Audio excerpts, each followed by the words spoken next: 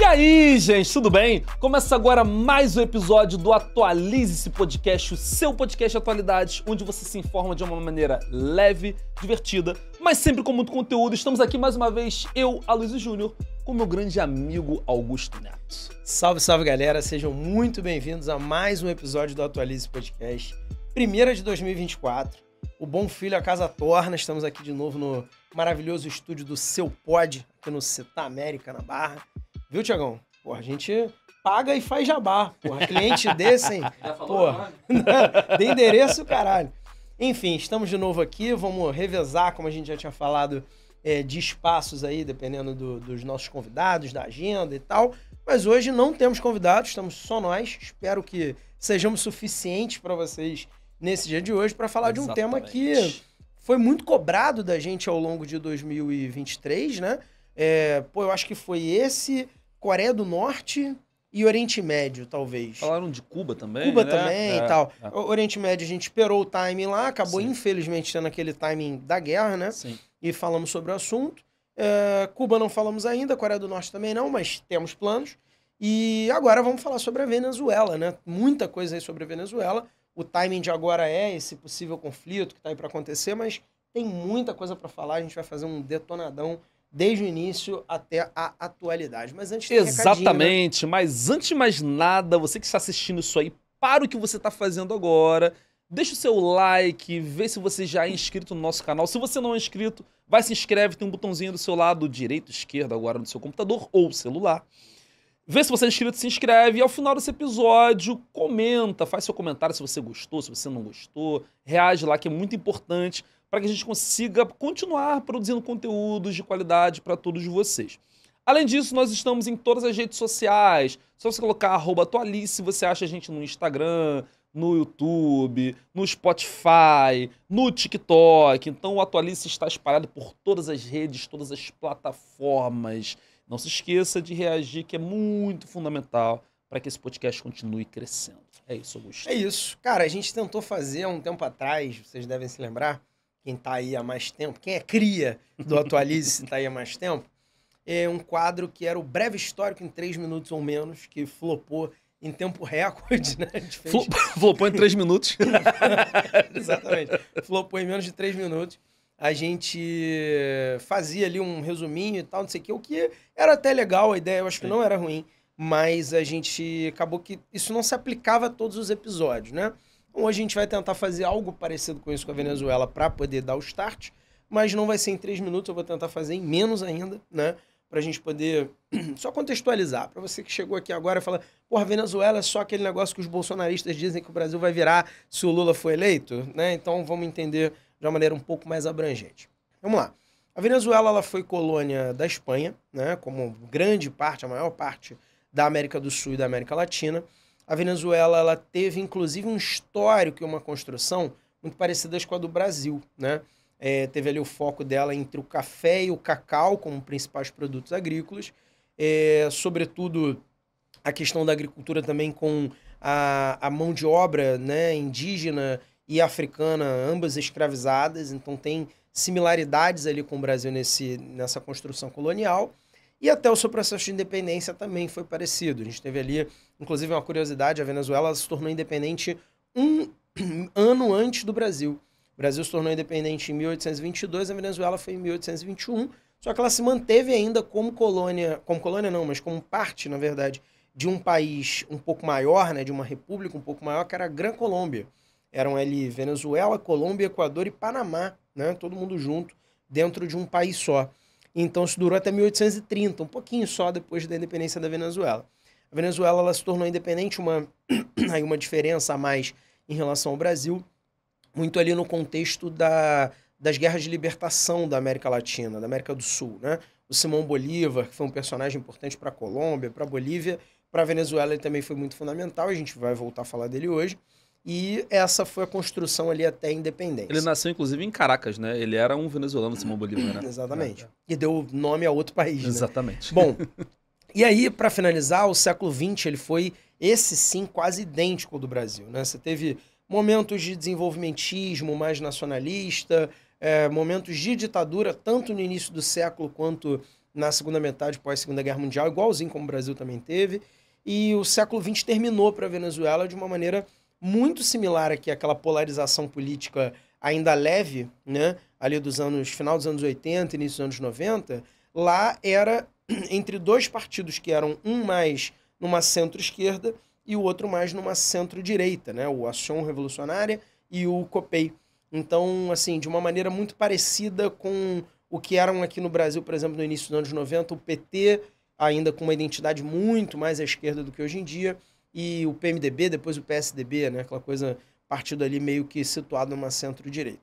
E a gente chega, então, ao final do século XX com talvez a data marco, né, para o início do nosso episódio de hoje. Para chegar a compreender o que está acontecendo agora na Venezuela, a gente vai precisar falar do Nicolás Maduro. E para falar do Maduro, a gente precisa falar do mentor dele, que foi o Hugo Chávez. Então, no ano de 1998, teve eleição na Venezuela. Em 99, então, assume o senhor Hugo Rafael Chávez Frias, né? Um personagem aí riquíssimo de polêmicas, de características peculiares, né? De um monte de coisas que a gente vai poder abordar. Então, acho que o nosso ponto de partida é falar dele, né? Augusto, para falar da Venezuela, não tem como não falar do Chávez. O Chávez é o ponto nodal. Hoje se fala muito de chavismo, você vai explicar mais ou menos o que significa, né? Que é o legado que o Chávez deixou e de onde veio o Hugo Chávez. Antes de falar do Hugo Chávez, é importante dizer sobre o contexto que estava acontecendo na Venezuela ali, um pouco antes do Chávez entrar. A Venezuela, ela veio sendo governada por governos mais à direita durante muitas décadas, né? O último grande presidente dessa direita venezuelana é um cara chamado Rafael Caldera, que foi presidente da Venezuela lá nos anos 60. Um daqueles caras que ficam no poder durante muitas décadas, um pouco parecido com outro país sul-americano, né? Que vai e volta e tal, tipo o Brasil, né? Mas o Rafael Caldera ele foi presidente em 1969 e depois voltou em 1994. Tipo, 30 anos depois, o cara voltou ao poder. E aí, esse último governo dele, de 94 a 98, é um governo muito controverso, conturbado, na verdade, né? Por quê? Todo mundo vai lembrar que a América do Sul viveu nos anos 90 períodos de neoliberalismo, né? Governos mais à direita, intervenções do FMI, privatizações de empresas, entrada de capital estrangeiro. Então, a Venezuela não vai ser muito diferente, né? E aí, isso vai gerar uma crise econômica, principalmente social, muito grande no país. Então o Chávez, ele nasce politicamente nessa Venezuela dos anos 90 muito conturbada, muito problemática, ele vai ascender politicamente nesse momento. É um pouco parecido com a trajetória do Lula, né, que chegou aqui ao poder no Brasil nos anos 2000, também vindo de um período conturbado de final dos anos 90, de inflação altíssima e crise social e tal. Então o Chávez vai se tornar presidente da Venezuela em 1999. Mas antes disso, quem é o Chávez? Hugo Rafael Chávez Frias, se fala aí, ele nasceu numa cidade muito pobre da Venezuela, ele vem de uma família muito pobre, então ele tem uma trajetória também parecida com o Lula nessa questão de ser uma pessoa pobre e tal. Só que a trajetória é diferente porque o Hugo Chávez ele virou um militar, ele entrou no exército, na Academia dos Oficiais, e ele cresceu ali dentro da Academia dos Oficiais até se tornar tenente-coronel, então ele chegou a alta patente dentro do exército venezuelano. Só que o Chávez, ele não era um militar semelhante ao espectro dos militares aqui da América do Sul, fundamentalmente. Normalmente, você pensa no militar, você pensa no cara mais à direita, conservador, ligado a questões, às vezes, religiosas. Pensa no Brasil, né? Se a gente fizer aqui uma pesquisa rápida de opinião, que militares do Brasil votaram no Bolsonaro na última eleição? Sei lá, vai passar de 70%, com certeza, né? Só que o Chávez, ao contrário dos militares tradicionais da América do Sul, ele era um cara de esquerda. O esquerda mesmo, assim. A gente pode dizer que nessas novas esquerdas latino-americanas dos anos 2000, o Chávez ele é o mais à esquerda ali, junto com Cuba, óbvio, né? E com a Bolívia. Mas ele era o cara da esquerda mesmo e bolivariana. O Augusto falou sobre Simão Bolívar e a gente traz a ideia do bolivarianismo. O Chávez ele vai virar presidente a partir de uma ideia de promover uma revolução bolivariana. E aqui é importante você prestar atenção nisso. O que é uma revolução bolivariana? A gente pode definir isso em 4 pontos. Primeiro, socialismo do século XXI, que é a ideia de implementação de um socialismo aos moldes cubanos, chineses, né? A gente pode dizer que o Chávez, essa revolução bolivariana, era uma revolução pan-americana, né? A ideia de pan-americanismo, de unificação dos povos latino-americanos, que são ideias do Simão Bolívar, né? de unir os povos latinos e que sofreram colonização e tal. Há um certo populismo, e que a historiografia não gosta muito dessa palavra, mas a ideia de aproximação popular e tal, muito a característica do Hugo Chávez, e a polarização política. Então são 4 pontos dessa revolução bolivariana. Beleza, então é um governo mais à esquerda que o Chávez vai implementar na Venezuela. Sim. Como é que foi esse governo do ponto de vista econômico? Do ponto de vista positivo, a gente pode dizer que a Venezuela teve reformas econômicas significativas, houve um crescimento de PIB, redução do emprego, e aqui são números, tá? A gente está trazendo números para vocês. O PIB da Venezuela, o Chávez pegou lá em 98, era mais ou menos 12 bilhões de PIB, e ele vai deixar com 300 bilhões de PIB, né? As exportações de petróleo cresceram absurdamente, o desemprego caiu na Venezuela, então houve um crescimento econômico, uma melhoria social. Agora, há problemas aí nessa economia. Por quê? A Venezuela é um dos maiores produtores de petróleo do mundo, tem as maiores reservas de petróleo do mundo.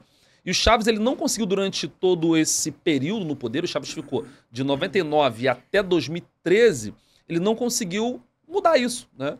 Que vinha de décadas. A Venezuela se mantém dependente de petróleo. Esse período do Chávez é um período em que a dívida externa do país aumentou bastante, a dívida do governo aumentou bastante. Então a gente pode dizer que houve sim um crescimento econômico, melhoras sociais, mas ao mesmo tempo o país se manteve com crise, com dependência de petróleo, com uma série de problemas, né?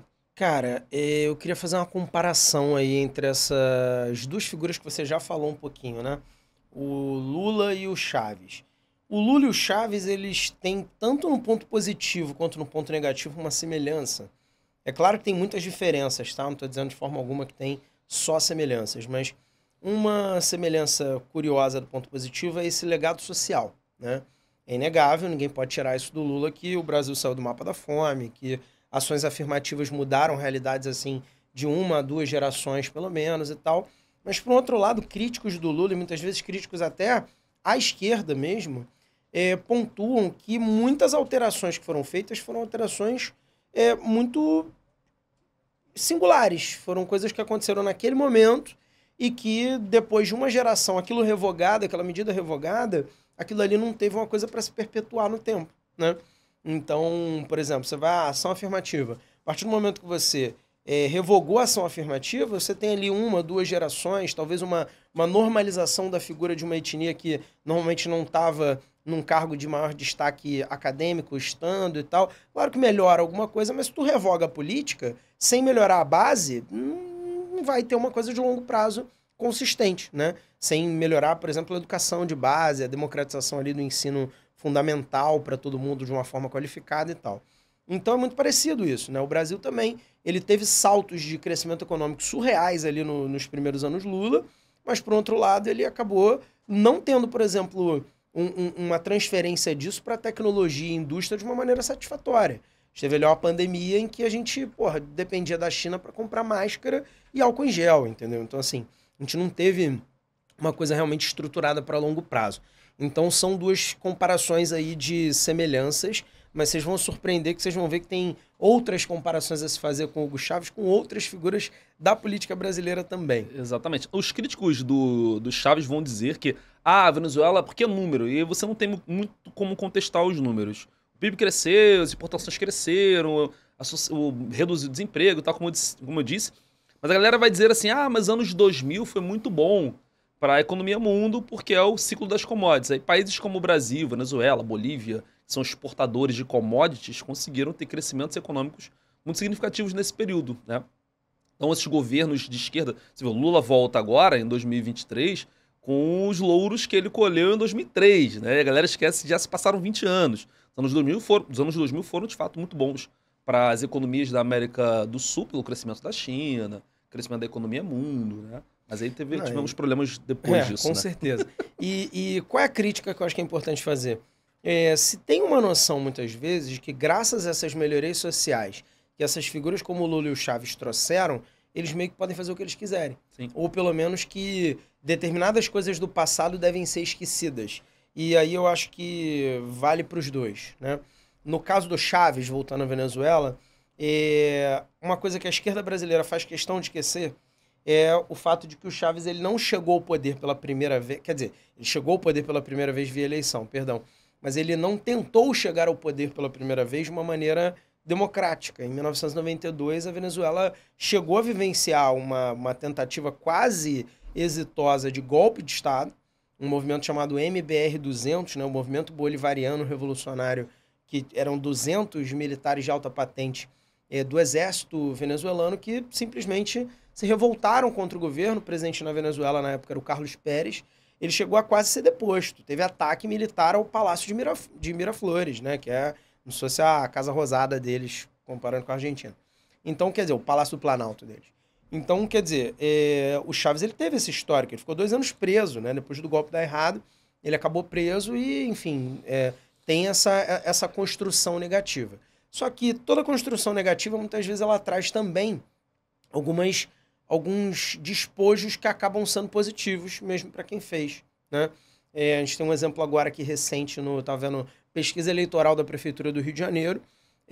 Um cidadão chamado delegado Ramagem, é um dos pré-candidatos, né, à Prefeitura do Rio de Janeiro, e ele se tornou uma figura de maior notabilidade nacional, pelo menos para quem não entende sobre a Polícia Federal e tal, a corporação onde ele estava, no momento em que teve aquela polêmica sobre a indicação do Bolsonaro, um novo chefe para a Polícia Federal, aquela reunião ministerial que ele falou, troca o comando da PF, bota alguém nosso e tal. Quer dizer, o cara teve um hype por um motivo que não foi positivo para a imagem dele. Só que passa aquele susto, ele agora é uma figura conhecida. Hoje em dia, falando em rede social, o Instagram, o Twitter e tal do cara agora é grandão. Agora mais articulações políticas ou até econômicas e de empresas e tal giram em torno dele. Então, o Chávez ele viveu um pouquinho isso, por mais que a gente esteja falando ainda dos anos 90, ele viveu um pouquinho isso, né? Ele tentou um golpe, falhou, ficou bem desmoralizado naquele momento, ficou 2 anos preso, mas quando ele volta pro holofote, ele volta conhecido. Conhecido de uma maneira negativa, talvez como era o Bolsonaro na época do CQC, né? Ok, mas é um conhecido que vai cada vez mais pessoas olhando, falando, pô, eu gosto do que esse cara fala. Pô, o que esse cara fala é interessante. Ou às vezes tu discorda, mas aí depois, num outro momento, tu vira e fala, putz, caramba, o que aquele maluco falou, eu concordo, entendeu? E são construções que vão acontecendo pouco a pouco. É bom fazer um perfil político do Chávez para a gente compreender como que é essa construção dele, né?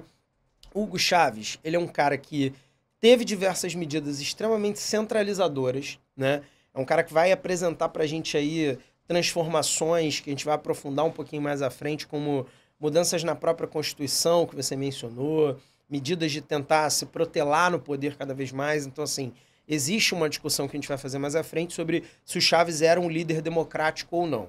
Democrático ou não, independente da nossa conclusão de mais tarde, ele não era um líder que não fosse centralizador. Então, isso já é uma característica muito forte dele, tá? Segunda característica dentro da lógica da Revolução Bolivariana, e aí vai ter uma construção do chavismo mesmo, desse jeito do Hugo Chávez, está o anti-imperialismo, que ele vai materializar em anti-Estados Unidos, né, na real. Não sei se todos que estão ouvindo a gente já ouviram falar um fato, um conceito histórico, na verdade, chamado Doutrina Monroe. A doutrina Monroe, lá de 1823, ela diz que a América deve ser um território dos americanos e para os americanos, falando das Américas como um todo. Essa é uma doutrina feita pelos Estados Unidos para pregar o afastamento de uma influência europeia e, consequentemente, a imposição de uma influência estadunidense da América Latina, né? Depois, mais tarde, ela vai ser eternizada como a teoria do America's Backyard, né? Que é o quintal de trás, né? Aquele quintal da casa americana, é o tipo cercadinho americano que a América Latina vai se tornar na visão dos caras. Eu gosto de entender a Revolução Bolivariana, o pan-americanismo, o chavismo, como uma doutrina Monroe às avessas, ou pelo menos uma doutrina Monroe excluindo os Estados Unidos, né? Onde você tem ali uma construção de uma união das populações latino-americanas que você tinha mencionado, mas numa perspectiva de negar todo mundo que está fora e que venha fazer uma postura imperialista aqui.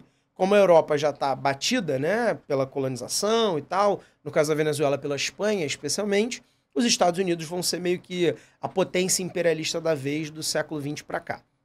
E assim, algumas medidas em relação a isso vão ser muito curiosas, tanto na centralização quanto sobre a questão mesmo externa. Tipo, a centralização, como o Hugo Chávez ele vai ser fã aí do Simão Bolívar, que a gente mencionou, ele vai mudar o nome da Venezuela para República Bolivariana da Venezuela. Isso é incrível. Você imagina se o Lula tivesse mudado o nome do Brasil para República Trabalhista do Brasil, ou o Bolsonaro tivesse mudado para República Conservadora do Brasil, ou qualquer coisa assim. Ia ser um escândalo absurdo, e foi assim na Venezuela. Só que a gente vai fazer uma construção de mostrar para vocês como que foram medidas arbitrárias, esquisitas, medidas que talvez a gente olhe e não goste delas olhando friamente, mas que são medidas que tiveram consultas populares, que passaram por eleições validando isso ao longo do tempo. Então, enfim, vai se construir na imagem de alguém que teve muita polêmica, mas teve polêmica de uma forma meio que aprovada pelos venezuelanos a princípio. Mais uma coisa interessante sobre isso, o cara mudou a bandeira da Venezuela para adequar lá a símbolos mais bolivarianos. O cara vai ter diversas alterações aí que depois a gente vai aprofundar. Agora, em termos externos... O cavalo do Simão Bolívar ficava para a direita, ele virou para a esquerda. Virou o cavalo para a esquerda. Cara, tem um monte de coisa surreal. Agora, uma coisa que eu acho muito importante e relevante é entender direito a relação com os Estados Unidos. A relação com os Estados Unidos, ela vai ser um destaque aí muito importante no sentido negativo dessas polêmicas aí do Chávez e de uma maneira caricata, né? A gente tem talvez o evento mais emblemático que foi o Hugo Chávez no púlpito da ONU, lá quando ele foi na Assembleia Geral da ONU fazer o primeiro discurso dele, em que antes tinha discursado ali no mesmo púlpito o George Bush, que era o presidente americano na época. E ele simplesmente vai chegar, subir, começar a fazer meio com uma coisa assim com o nariz, tipo, meio de incômodo, e todo mundo vai ficar olhando o que esse cara tá falando, o que ele vai falar. E ele diz que tá sentindo cheiro de enxofre, porque o demônio havia discursado ali antes dele. Ele vivia chamando o Bush de demônio, diabo, grande Satã, o presidente do Império do Mal. Então, parece um grau de imaturidade política meio esquisito. Mas, por um outro lado, é aquela coisa assim de... Pô, eu falando essas coisas, número 1, eu pauto a mídia. Então tá acontecendo alguma coisa polêmica aqui que pra mim é estrutural. Eu lanço uma dessa e todo mundo, que nem o Bolsonaro fazia, né? Vai ali, não, porque eu não sei o que, o cara falou isso e tal. E por enquanto tá se maquinando alguma coisa por trás, né? Isso foi feito por 4 anos aqui no Brasil, semanalmente pelo Bolsonaro. Então uma outra comparação aí meio... Acho que a gente vai sair impopular desse episódio, né? Porque a gente tá comparando o Chaves com o Lula e com o Bolsonaro. A gente vai desagradar todo mundo. O Chaves tinha um programa semanal na televisão. Que lembra as lives do Bolsonaro. Lembra as lives, porque não tinha live na época, né? Uhum. Mas ele tinha um programa, acho que era Fala Presidente, uma coisa dessas, que ele ficava falando com a galera, não sei o que, eu tô fazendo isso e tal. Ele tinha muito essa coisa, né? Ou era Alô Presidente? Era uma coisa dessa, mas ele é o precursor das lives do Bolsonaro. Ele cantava música, recitava poema, exatamente, meio um Bolsonaro erudito. Enfim, então ele vai ter essa coisa, assim, essa construção anti-estadunidense o tempo todo. E eu gosto sempre de fazer uma comparação besta, mas que fica bem fácil de entender. Imagina que você torce pro Bangu, que é um time, se você não for do Rio de Janeiro, aqui da zona oeste da cidade do Rio. Então pensa aí na sua cidade em algum time de menor investimento do local. E você tá lá assistindo, lá em Moça Bonita, no estádio do Bangu, um improvável jogo entre o Bangu e o time do Messi, sei lá. E aí o time do Messi, o Messi vai pra cima do teu zagueiro, dá uma pererecada ali no castigado gramado de Moça Bonita, a bola dá uma quicada, vem o teu zagueiro reserva que entrou no segundo tempo e dá-lhe um chapéu no Messi. Mano, esse cara ele não precisa ser bom, ele não precisa ser maravilhoso, ele não precisa ser incrível, ele vai virar um mito, já fazendo a comparação, ele vai virar um mito dentro de Bangu. Vamos fazer uma estátua pra ele no calçadão de Bangu, entendeu? Porque é mais ou menos assim que o venezuelano vai se sentir em relação ao Chaves, quando o Chaves vai lá, tipo, na ONU e fala que o Bush é o grande Satã, presidente do Império do Mal. Tipo assim, caraca, olha lá, o nosso presidente, aquele cara meio doidão que a gente elegeu, foi lá e tá falando isso na cara dos malucos, entendeu? Em Nova York, onde fica o quartel-general da ONU. Então, assim, o Chaves, inclusive, eu tive a oportunidade de, numa viagem aos Estados Unidos, conhecer o quartel-general da ONU. E a guia lá falou que tiveram 2 discursos que foram históricos em termos de duração. Um que durou mais de 8 horas e o segundo colocado que durou mais de 5 horas. O de 8 horas foi do Fidel Castro e o de 5 horas foi do Chaves.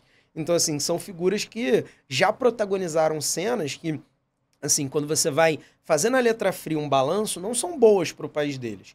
É polêmica, a gente falou agora na retrospectiva, o capital não gosta de risco, ele quer previsibilidade, ele quer olhar e saber onde eu vou pisar como meu investimento e tal. Mas pro sentido de popularidade, cada vez que o cara vai lá e faz um jargão e fala alguma coisa que para a oposição dele soe um absurdo, muitas vezes aquilo dali pauta a mídia ou também ganha, ou pelo menos fideliza uma base de apoiadores que vai achar aquele cara incrível, né? Você falou tá comparando o Chaves ao Bolsonaro em alguns momentos. A gente pode dizer que o Chaves, ele é uma mistura, quase um melting pot de Bolsonaro, Lula e Fidel Castro, né? Se você pensar no espectro do socialismo do século XXI, é Cuba. E ele tentou se aproximar muito disso. Tinha um programa do Chaves que era chamado Bairro Adentro, que era trazer médicos cubanos, programa de alfabetização e tal. Se você pensar no espectro da militarização da política, o Chaves fez muito isso, né? Chegou um momento que o Bolsonaro colocou mais militares na política do que o Hugo Chávez, e é muito próximo disso, da personificação, de falar absurdos para maquinar algumas coisas. E do ponto de vista do populismo, da coisa do sou do povo, é muito Lula, né? O cara carismaticão, o governo para o povo e tal. Então ele é tão complexo que você pode enxergar coisas de Cuba nele, coisas do Brasil do Lula e coisas do Bolsonaro na mesma figura. E por isso a complexidade do Chaves. Eu sempre fazia essa comparação botando Bolsonaro e Lula, né? Quer dizer, do Bolsonaro pra cá, evidentemente. Sim. Mas o Chaves, o Fidel, aliás, eu acho que ele foi uma boa inserção aí, né? Sim, sim. Porque, tipo, o cara que se protelou mais tempo no poder, militarzão mesmo, que não é só e anti-americano total, assim, porque o Lula nunca foi esse cara de fora dos Estados Unidos e tal, né? Inclusive, ele foi diversas vezes a Cuba, era muito próximo ao Fidel, foi um cara que chorou quando o Fidel Castro faleceu e tal, então tinha assim, uma proximidade entre os dois muito grande. Né? E que fazem com que ele seja essa figura tão controversa ao ponto das pessoas dizerem assim, o Chaves era um ditador, né? E a gente vai explicar pra você agora se é ou não, ou não sei se é a nossa pretensão explicar se era ou não, mas a ideia desse episódio é pra quebrar um pouco as narrativas dos dois lados, né? Com certeza a gente vai ter nesse episódio de hoje, Augusto, hates da direita e da esquerda, isso é fato. A gente já tá ficando acostumado. Porque a gente vai criticar e falar coisas positivas que o Chaves fez ali. Mas você citou uma coisa que é importante. Acho que centralização é uma palavra que pode definir o Hugo Chávez do ponto de vista político, né? O Hugo Chávez ele foi eleito na eleição de 98 prometendo que iria fazer uma nova Constituição. Isso é sempre perigoso. Toda vez que vem um político falar, vou criar uma nova carta, a gente não sabe o que vai vir dali. O Chile está agora lá discutindo uma nova Constituição, vai ser aprovada ou não e tal. Discutiu isso aqui no Brasil, né, durante o governo Lula, depois com o Bolsonaro. E aí é sempre rechaçado, porque, cara, o presidente que está no poder ali, ele pode criar uma nova carta que o favoreça. E é exatamente o que aconteceu na Venezuela. Chávez promete uma nova Constituição. E em 99, no primeiro ano de mandato, ele faz uma nova Constituinte. Aí você pode me perguntar assim, mas, Aloysio, essa Constituinte passou no Congresso? A Venezuela tem um parlamento? Sim, tem. Só que o Chaves, ele fez uma Constituição baseada em referendo. E é importante que você entenda que aqui no Brasil nós temos uma democracia representativa, né? Nós elegemos figuras que vão nos representar. A Venezuela também tem seus deputados lá, os seus parlamentares. Só que a Venezuela utiliza muito a ideia de democracia direta, que é o povo votando em leis. Nós tivemos isso aqui no Brasil em alguns momentos. Lá em 93, teve uma votação de referendo no Brasil para se a gente ia virar um presidencialismo ou um parlamentarismo. Tivemos em 2005 a de armas, né? Liberação ou não, referendo. Para quem é mais antigo aí vai lembrar disso. 2010 ou 11 teve a do Pará, né? Da separação do Pará e tal. Então, é uma democracia mais direta. O Chaves, ele governou de 99 a 2013 fazendo o referendo direto. Os mais emblemáticos fez em 99, em 2004, em 2007, em 2009. Então, ele governava muito com essa lógica de referendos. E ele vai criar uma nova Constituição apoiada pelo povo. Pra vocês terem uma ideia, a Constituinte de 99, ela teve 71% de aprovação popular. Então, o Congresso venezuelano não teve muito o que fazer porque teve uma ampla votação do povo, né? E aí as mudanças que trazem essa ideia de centralização foram as seguintes. Primeiro, ele acabou com o sistema bicameral. O que significa isso? Aqui no Brasil, o nosso sistema é bicameral. Existem duas casas legislativas, a Câmara dos Deputados e o Senado, né? Então, a gente falou muito aqui em episódios sobre o controle das mídias, né, sociais e tal, a aprovação da PEC lá, da reforma tributária, que todas as reformas de Constituição, elas passam por duas casas, deputados e Senado. Era assim na Venezuela até o Chávez acabar com esse sistema e hoje existe uma casa só. Isso favorece o governo? É claro que sim. Por quê? Se você tem uma casa só e você cria uma mudança de constituição, fica muito mais fácil você negociar com aqueles parlamentares e você não tem uma fiscalização de uma outra casa que você pode ter uma oposição ali. Então, o primeiro ponto, ele vai criar um sistema unicameral. A segunda mudança, que é mais significativa, é no poder judiciário. A Venezuela tem o seu STF, que tinha 20 juízes antes do Chávez, e essa nova Constituição ampliou para 32. Ou seja, Hugo Chávez indicou 12 juízes para o Supremo Tribunal Federal da Venezuela. Você imagina, a gente está discutindo aqui no Brasil que o Lula indicou o Zanin e indicou agora o Dino, 2. Já se critica bastante isso. Imagina se o Lula ou o Bolsonaro pudessem indicar 12 novos juízes, você coloca aliados ali. E fica muito mais fácil. Imagina que vence um processo de impeachment lá da Casa Unicameral. Nunca que isso vai passar no Superior Tribunal Federal venezuelano. Então ele controla o judiciário, ele faz com que o legislativo fique mais fácil de ser contornado, vai ampliar os poderes do executivo, né? E isso tudo baseado em o povo quis. O povo quis que isso acontecesse. Então ele vai centralizar muito poder, além de ter uma militarização da política. Então o Chávez ele vai, durante todo esse período de governo, seus 13 anos de mandatos, né?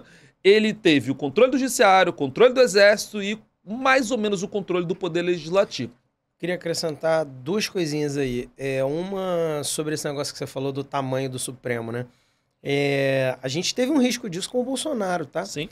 O Bolsonaro, ele, na verdade, não chegou a falar disso de uma forma tão aberta, tão direta, que ele sabia que ia comprar um barulho, mas ele tentou fazer uma manobra na época. Na verdade, o governo Bolsonaro, não sei se isso saiu da cabeça dele, não sei se ele tem esse alcance, mas o... Desculpa, cara, eu não consigo não ser assim. Bom, eles, na época da reforma da Previdência, que foi proposta pelo Guedes, haveria uma mudança ali na idade de aposentadoria obrigatória dos juízes do Supremo. E isso forçaria uma aposentadoria caso o Bolsonaro fosse reeleito por mais um mandato, juntando tudo, de eu acho que quase toda a corte. E ele teria que indicar a galera toda, tipo, quase toda a corte para substituir. Aí você imagina, caso ele tivesse sido reeleito, na verdade, e a gente tem um Supremo com 8, 9 juízes bolsonaristas. Então, você fazer ali aquela mudança, por exemplo, como as mudanças que o Chávez fez, ficaria muito mais fácil. Você teve mudanças do Chávez, por exemplo, como lá logo no início na Constituinte, a ampliação do mandato de 4 para 6 anos. O que explica por que parece meio burrice, né? O cara ganha eleição em 98, governa um aninho só e muda a Constituição para já ter uma outra eleição agora. Mas, na verdade, é porque ele estava grandão, ele sabia que ele ia ganhar essa eleição e ele não ia ganhar, tipo, para governar um tampão. Ele ia governar mais 6 anos, em cima de 2 que ele já estava, entendeu? Então é um negócio estratégico. E a outra coisa, lá mais na frente, ao longo do segundo mandato dele, o que ele vai fazer? Ele vai convocar outro referendo, onde ele vai retirar a trava de reeleições dentro da Venezuela. Isto é, agora na Venezuela você pode ter reeleições infinitas, ou seja, mandato de 6 anos associado à possibilidade de você se reeleger quantas vezes for. Eu costumo sempre dizer que o Chávez, caso ele não tivesse morrido em 2013, se bobear ele estava aí até hoje. Acho que era bem provável, inclusive. Um pouco de Putin também, colocando nessa celeuma aí do Chávez. Mas é isso.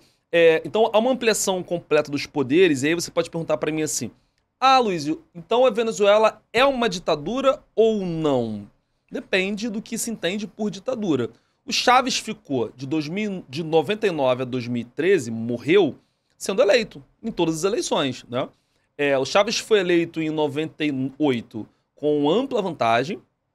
Depois ele vai ter uma eleição logo em 2002, logo em 2000.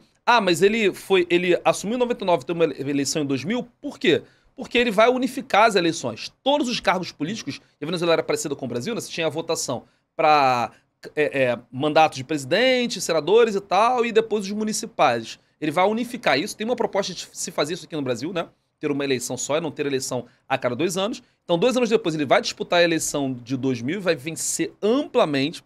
E aí, em 2002, vem uma tentativa de golpe. Você falou que o Chávez tentou dar um golpe em 92 e 10 anos depois há uma tentativa de golpe contra o Chávez. setores militares de alta patente, de onde saiu o Chaves, deram um golpe, derrubaram o Chaves por 2 dias, e aí militares de menor patente, média patente, apoiaram o Chaves. Então o poder foi restituído em 2002, e aí vem a eleição de 2006. Então ele foi eleito em 2000, como você disse, a alteração de 4 para 6 anos, em 2006 ele é reeleito novamente, e aí com ampla vantagem. Nessa eleição de 2006, o Chaves já está muito grande, ele já estava há 6 anos no poder, mudou a Constituição, ampliou os poderes, e aí ele vai passar a atacar o único freio que existia. O legislativo não é um grande freio, o judiciário não é mesmo, porque, a gente falou, ele indicou 12 pessoas, só que ele entrou em 99. E de 99 a 2006, uma galera foi aposentando, ele foi indicando mais juízes. Então ele tem o Supremo controlado. Quase todo. Quase todo. Quem era o freio que o Chaves tinha? A mídia, que era a galera que batia nele. A RCTV, a Globovision, que era as principais empresas de mídia, que inclusive foram acusadas de apoiar o golpe de 2002. E o Chaves simplesmente não renovou a licença da Globovision, da RCTV. Da RCTV, desculpa, não renovou a licença, como se fosse o Bolsonaro ou o Lula que dizendo, Globo, você não vai existir mais, né?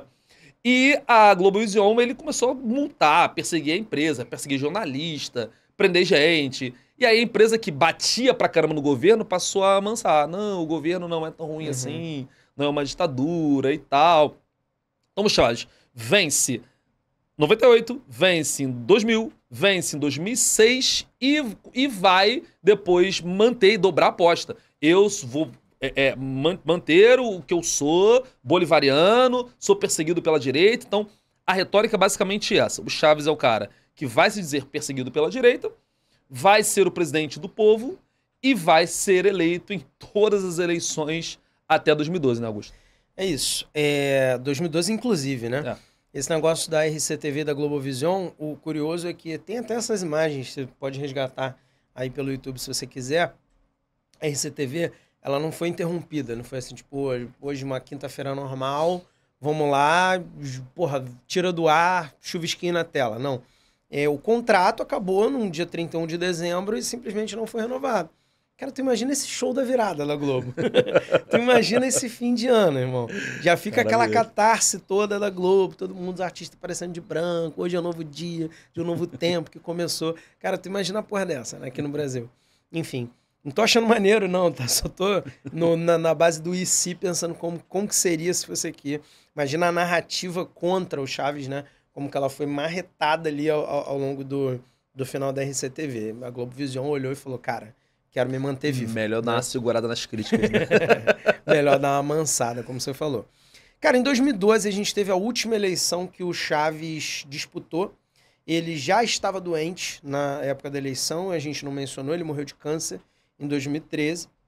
Então, ao longo das eleições, né, de 2012, ele já estava debilitado. O quadro social já não estava tão bom assim, porque você pega ali de 2008 para frente com a crise americana, depois de 2010, 11 com a crise europeia e tal, você dali para frente começa a ter uma redução do preço do petróleo no mundo graças às crises financeiras internacionais.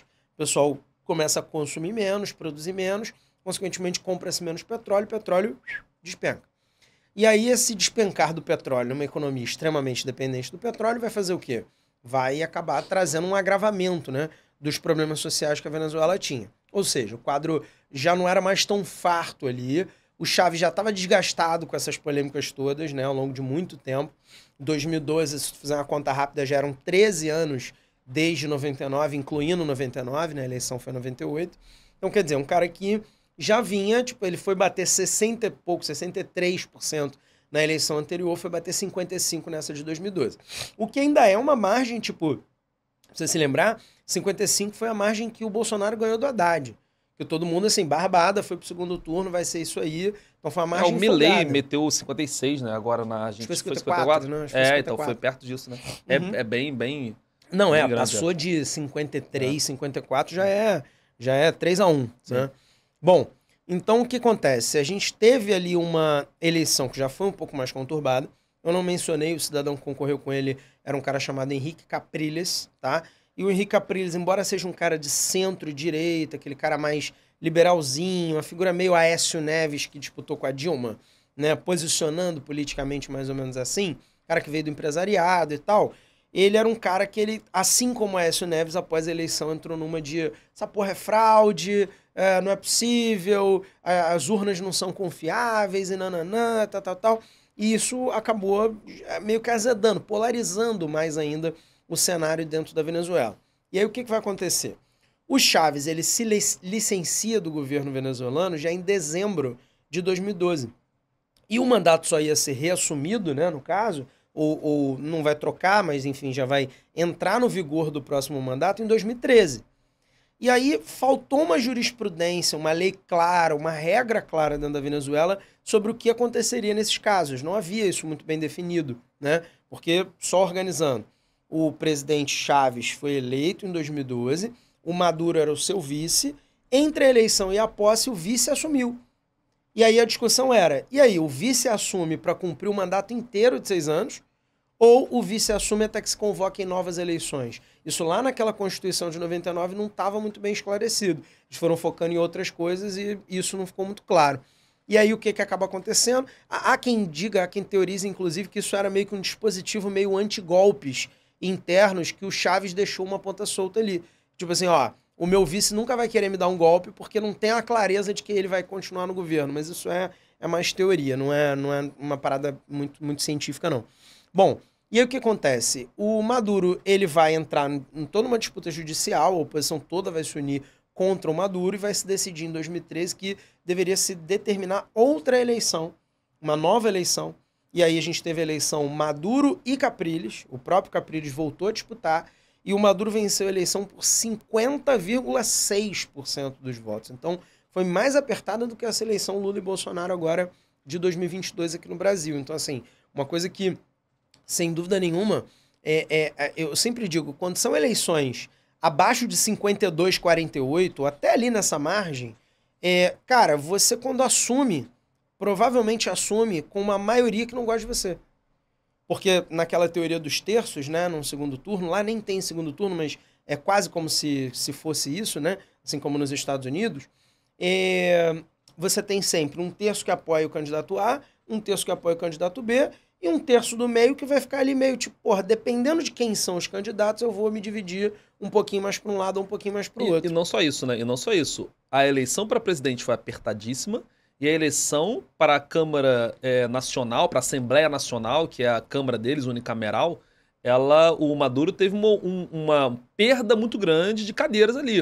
Então a oposição teve muitas cadeiras eleitas ali, que vão refletir no que aconteceu logo depois na última eleição, né? Uhum. Esse é o primeiro ponto. Se a gente diz que o Chávez ele tinha o controle do judiciário, controle legislativo, controle popular e militar, o Maduro perdeu parte do popular, que o Chávez tinha conseguido ao longo de toda essa carreira de 13 anos, e o legislativo.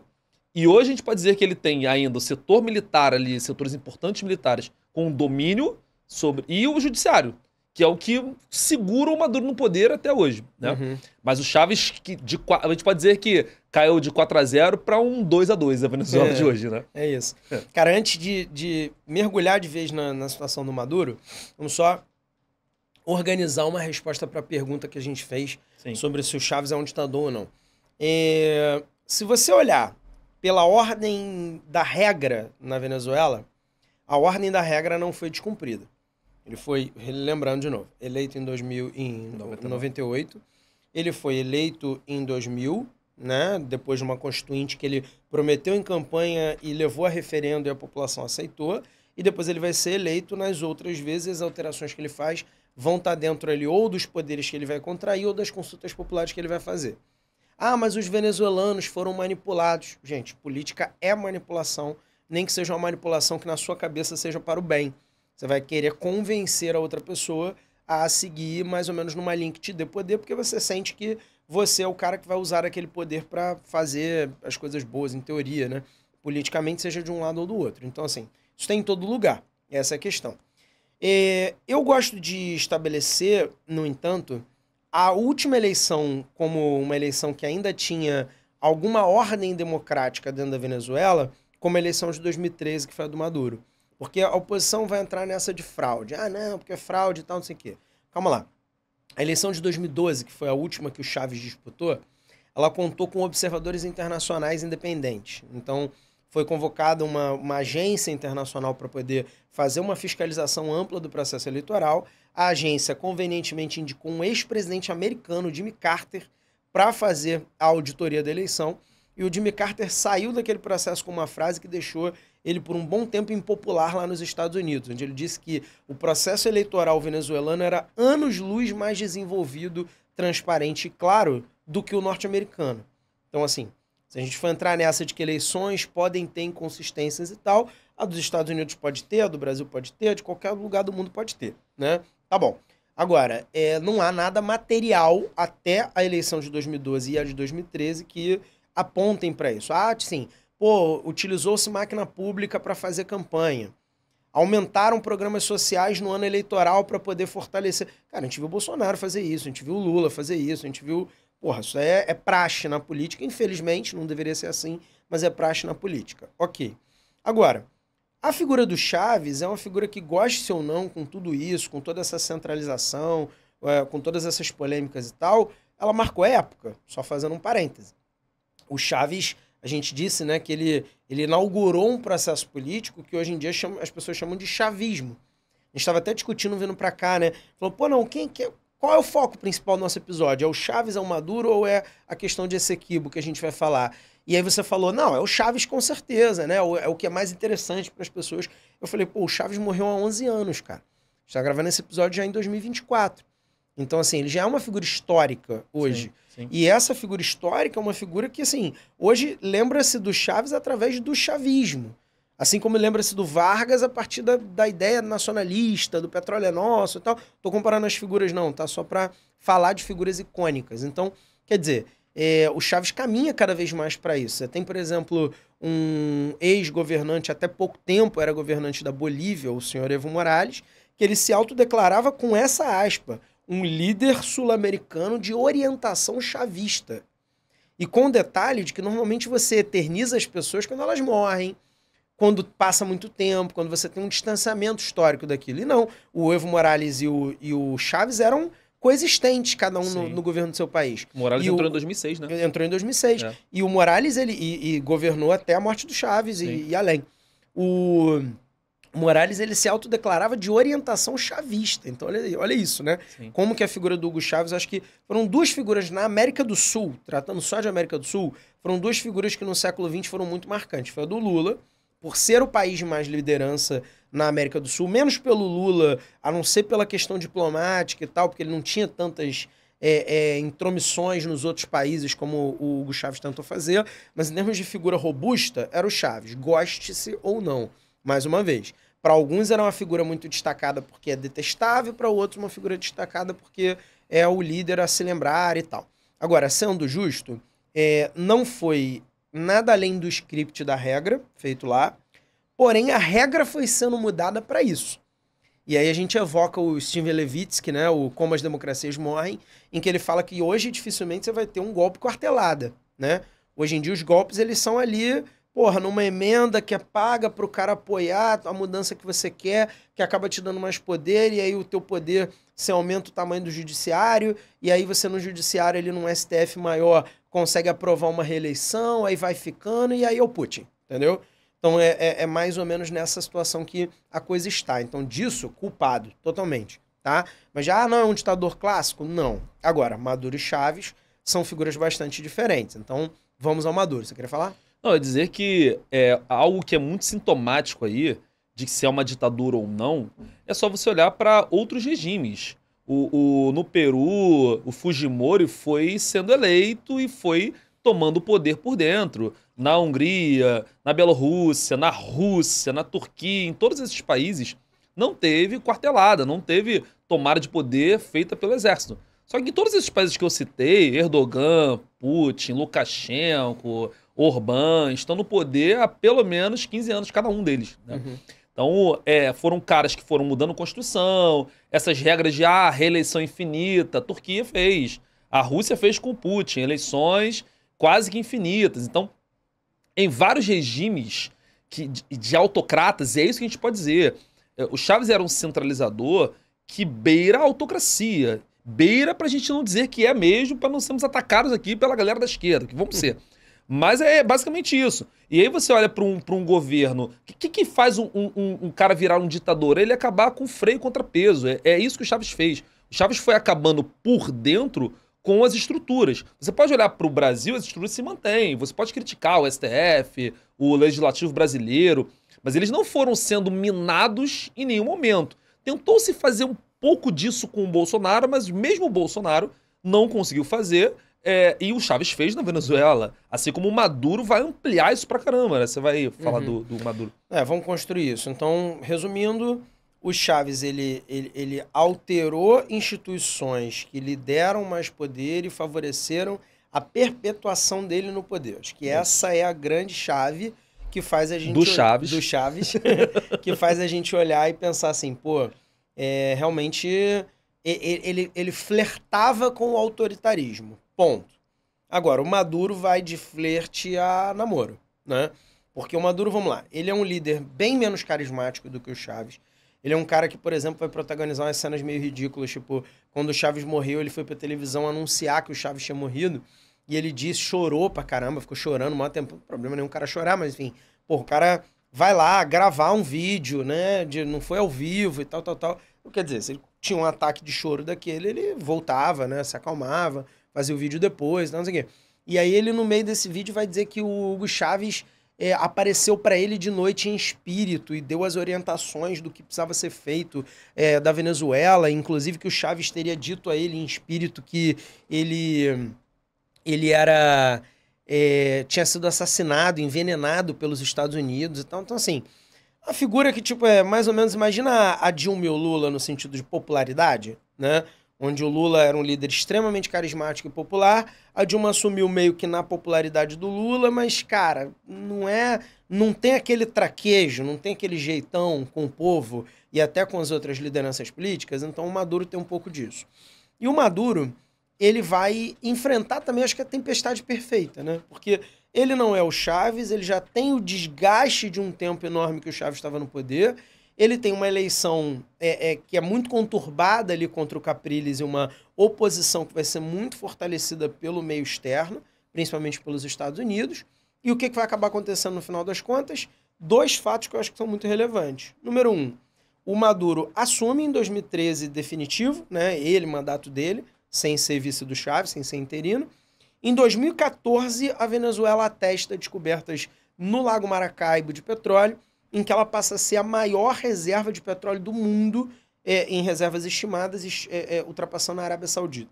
Então, assim, há inclusive mais uma teoria aí que não é comprovada, há inclusive a teoria de que o Chaves já sabia dessas reservas e segurava a onda dele para não ter tanta cobiça internacional, tanta pressão internacional, e que o Maduro mudou isso. Porque é muito coincidência, né? Você, cara, assumiu, passou menos de um ano e pulamos de... Eles pularam rapidamente de 14º para 4º colocado, já ali na época da eleição do Maduro, e de 4º colocado para 1º colocado com folga sobre a Arábia Saudita.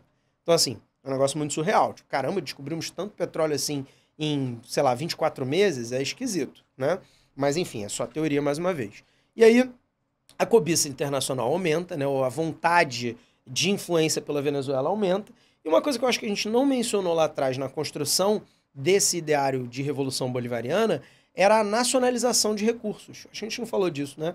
Petróleo, gás, ouro, cobre, água, todo tipo de recurso natural que em muitos países do mundo, na maioria dos países do mundo, abre-se para empresas privadas explorarem, né? Ou até mesmo uma empresa pública abre capital e passa a ter investimentos privados também dentro dela, como é a Petrobras aqui no Brasil. E lá no caso da Venezuela, eles, planificaram, né? Planificaram nas mãos do Estado. Então, o que vai acontecer? Você tem a PDVSA, Petróleo de Venezuela, que ela vai deter todas as reservas de petróleo com monopólio na Venezuela. E aí tu me descobre que na Venezuela tem mais petróleo que qualquer outro canto do mundo e tu acha que as outras empresas vão crescer um olho tremendo para isso? Então, isso é um ponto, a cobiça internacional. Aí a tempestade perfeita fase 3, né?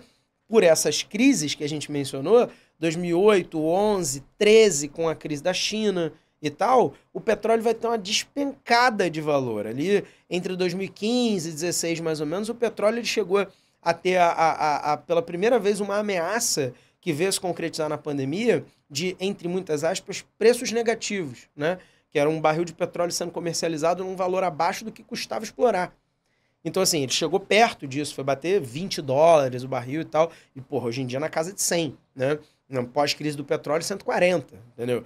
Então, assim, $20, imagina, uma economia que é muito dependente do petróleo. Você vê que mais ou menos na mesma temporalidade a gente teve a Primavera Árabe lá no Oriente Médio, e grande parte por conta da convulsão social que vai se formar, porque eram muitos países dependentes do petróleo que vão sofrer economicamente e socialmente por isso. Beleza, então, junta tudo. O cara não é o Chaves, não tem a popularidade e o carisma que o Chaves tem, não tem a mesma habilidade política, tá? O cara, ele vai pegar uma fase em que, graças a essas descobertas de petróleo, a tentativa de influência sobre a Venezuela vai crescer muito de fora, né? As pressões por aberturas na Venezuela, por pelo menos flexibilizações no regime do Maduro e tal, vão crescer demais. Ao mesmo tempo, o apoio popular vai cair muito por conta dos problemas sociais e de uma oposição que, inflamada pelo exterior, né, vai cada vez ganhando mais corpo, mais adesão popular e tal, e criticando bastante o Maduro. Tempestade perfeita gera uma crise tremenda, gigantesca, só para dar um fato, um dado sobre isso. Em 2017, que foi o ano auge dessa crise, quando essa crise gerou, inclusive, muitos refugiados vindo aqui para o Brasil, a gente teve o incrível dado de que os venezuelanos, em média, perderam 11 quilos ao longo do ano de 2017. E, evidentemente, em média, então, é uma perda de peso involuntária, ou seja, as pessoas não resolveram fazer dieta juntas, é fome, é desabastecimento alimentar, porque graças a essas ações e a esse contexto todo, o que vai acontecendo? Vão havendo mais contestações ao Maduro, essas contestações vão tomando mais corpo, o Maduro, mais autoritário do que o Chaves como ele é, ele vai descer o cacete nessas manifestações, vai virar essa retórica internacional contra o Maduro uma retórica de embargos econômicos, de restrições econômicas à Venezuela, e daqui a pouco, porra, a moeda venezuelana já não vale nada, começa a faltar produto estrangeiro, começa a ter que se decretar, como o Maduro fez, decretou feriado às sextas-feiras para poder reduzir consumo energético de fábricas, indústrias, escritórios e tal, porque não tinha energia elétrica para todo mundo. Quer dizer, você começa a ter um cenário muito destruído. E dentro desse caos a gente chega na eleição de 2018. Sim. Que eu acho que assim, se eu tiver aqui, antes de você falar da eleição de 2018, estabelecer um marco para falar, ó, daqui para frente eu não chamo mais de democracia a Venezuela, é justamente essa eleição. Mas antes disso, é importante dizer que é uma guerra de narrativas, como é o tema desse episódio, né? Porque se você perguntar isso pra galera da esquerda, pro Maduro, pros apoiadores, que Maduro tem ainda bastante, por que a Venezuela está em crise hoje? Culpa dos Estados Unidos, que começou a fazer sanções. O Chaves já tinha um pouco essa narrativa de que a direita venezuelana não apoia as ações do governo. Quando falta alimento, falta produtos, eles acusam os empresários venezuelanos de tirarem produtos propositalmente dos mercados para faltar produto. Então é uma narrativa dos dois lados. Se a gente trouxesse aqui convidado alguém do PCdoB, ele vai dizer assim, não, Venezuela, Maduro é um democrata, a culpa é da direita, a culpa é dos Estados Unidos das sanções. Mas é importante entender isso, o ano de 2017, porque... também, né? Não, e é também. E é também, claro. O ano de 2017, ele é um ano marco porque o presidente dos Estados Unidos era o Donald Trump, né? E aí o Trump ele começou a fazer uma série de sanções contra o petróleo venezuelano de fato. Por quê? O Maduro ali, ele já mostra de fato quem ele é e ele vai se tornar um cara mais autocrata, como Augusto disse, a Venezuela de fato deixa de ser uma democracia. E os Estados Unidos vai impedir que as empresas americanas comprem petróleo venezuelano, né? E esse é um dos motivos para a crise. Então a gente pode dizer que a Venezuela tem dois grandes motivos para a crise. A dependência excessiva do petróleo, né? É claro que mesmo quando o preço volta a subir depois de 2014, 15, que teve uma queda significativa, né? Se você pensar em 2011, o preço do barril do petróleo era 111, e ele caiu para menos da metade em 2014. E ele volta a crescer, mesmo que ele volte a crescer, a economia venezuelana é basicamente dependente de petróleo. Então, toda vez que tem alguma oscilação, há uma queda significativa. Esse é o primeiro fator. E o segundo fator são as sanções internacionais, né? Principalmente dos Estados Unidos. E aí o que Maduro vai fazer? Em 2017, ele vai tentar criar uma nova constituição venezuelana. Muito parecido com o que o Hugo Chávez fez lá em 1999. E alterar várias coisas dentro dessa constituição. Existe ali um partido hoje que é o mais importante de oposição, que é a Mesa Democrática, que é o MDU. E essa mesa da União Democrática, MUD, na verdade, mesa da União Democrática, ela vai boicotar essa nova Constituição. E o Maduro fez assim como o Chávez em 99 e colocou como referendo. Ó, vou criar uma nova Constituição, o povo votem. Houve um boicote da oposição, um boicote de parte da população, mesmo assim o Maduro fez o referendo. Então você imagina se hoje o Lula, que tem, sei lá, metade do país apoiando e metade contra, faz um referendo de criar uma nova Constituição e só vota metade. Lembrando que na Venezuela, como eu disse lá no início, o voto é facultativo. E a Constituição foi aprovada, então virou caos. E aí a eleição de 2018, ela já veio com esse caos da Constituição do Maduro de 2017. O que aconteceu ali? A eleição, ela já vai sendo vista como algo muito negativo, porque o Maduro já veio controlando os poderes desde que entrou lá em 2013 pós-Chávez. E aí, o MUD, né, esse partido que eu disse, ele vai boicotar também essa eleição de 2018, vai dizer que a eleição não tem que acontecer, que o Maduro não pode ser candidato. Parte de setores dentro do próprio partido do Nicolás Maduro não queria que ele fosse candidato de 2018, mas ele vai se colocar como candidato. E aí ele faz a cereja do bolo da eleição de 18, que é antecipar as eleições. A eleição era para ter sido em outubro de 18 e ele antecipa para maio de 2018. Você imagina uma eleição aqui no Brasil, qualquer eleição do ano que vem, municipal. Desse ano. Desse ano também. A gente está em 2024 já. A eleição de 2024. E aí há uma antecipação para maio. A gente não sabe quem vão ser os candidatos. Não teve campanha, né? Porque se você antecipa a eleição, a oposição não tem tempo de se organizar. O governo está com a máquina na mão. E aí a eleição acontece. O bizarro é que essa eleição de 18, a eleição anterior teve 76% de comparecimento. Que é um comparecimento bem elevado, né? Você tem ali uma margem elevada que é maior do que o Brasil. Se você contar a quantidade de gente que não vota, nulos, brancos, gente que está em outro estado, né? Perto disso ou menos do que isso. Então 76% é um número elevado. Nessa eleição de 18 foi 46% de pessoas votando. 46%. Ou seja, menos da metade dos eleitores votou. E o Maduro foi eleito com 68% dos votos. Cara, o cara foi eleito com 50,6%, como você falou agora. E aí, num país em crise, com rechaço internacional, com refugiado, conflito interno, conflito externo, e ele ser eleito com quase 70%, e a Venezuela, lembrando que é um país que não tem segundo turno, é primeiro turno, e se tivesse segundo turno ele seria eleito em primeiro turno, é bizarro pra cacete, né? Eu acho que é importante só esclarecer o seguinte, o aluno não está afirmando que houve fraude nessa eleição, porque não é relevante. Essa eleição, ela de base já não é regular. Porque você tem um cara que alterou a Constituição sem participação. A gente tem, vamos ser justos, uma oposição imatura, com perdão do trocadilho, né? Uma oposição que simplesmente, cara, se todos os principais partidos opositores viram e falam não vou concorrer, o ato contínuo a isso é o teu concorrente vencer a eleição. De maneira cachapante. Sim. E aí, qual era a esperança dessa oposição? Era conseguir mobilizar para que, com uma intervenção externa, o Maduro fosse deposto do poder. Mais ou menos como o Evo Morales, né, que fez uma gambiarra jurídica lá para se eleger na Bolívia. E quando ele foi eleito, houve uma ameaça de golpe militar, ele renunciou, entendeu? Então a esperança da oposição era mais ou menos algo assim.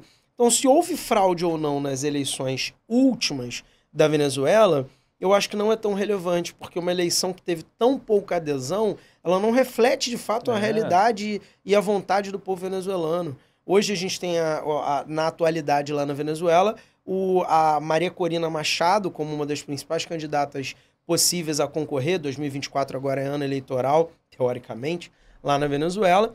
E a gente já teve o judiciário venezuelano condenando ela à inelegibilidade por 15 anos. Sim. Sendo que ela acabou de disputar primárias na oposição, venceu as primárias da oposição de maneira aglutinadora, vai ser, a grande candidata contra o Maduro, aí vai lá os caras, a causa derradeira me lembra a Fiat Elba do Collor, nos anos 90, né? Que a causa derradeira foram inconsistências na declaração patrimonial dela. Imposto de renda, né? Do imposto de renda, do que ela declarou na campanha das prévias. Sim. Então, assim, um negócio meio surreal. Não, e é bizarro você pensar nessa eleição de 18, porque a oposição boicotou e não teve observador internacional como teve nas eleições do Chávez, os Estados Unidos, a União Europeia, que eram o grupo que formava os observadores internacionais, boicotaram também as eleições. Ou seja, ninguém queria que a eleição acontecesse em 18, ou se acontecesse que o Maduro não fosse o candidato, ele foi o candidato, teve o boicote da oposição e ele foi eleito com 70%. O que aconteceu?